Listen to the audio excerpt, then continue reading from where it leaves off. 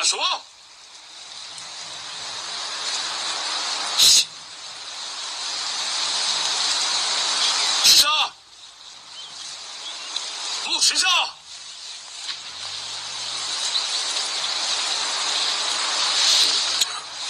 将军，将军，你还好吗？将军，你有眼睛自己看，这算好吗？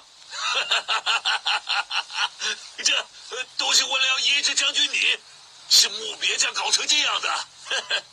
将军，你来了，还好在下及时赶到。对了，我到底要这样子到什么时候啊？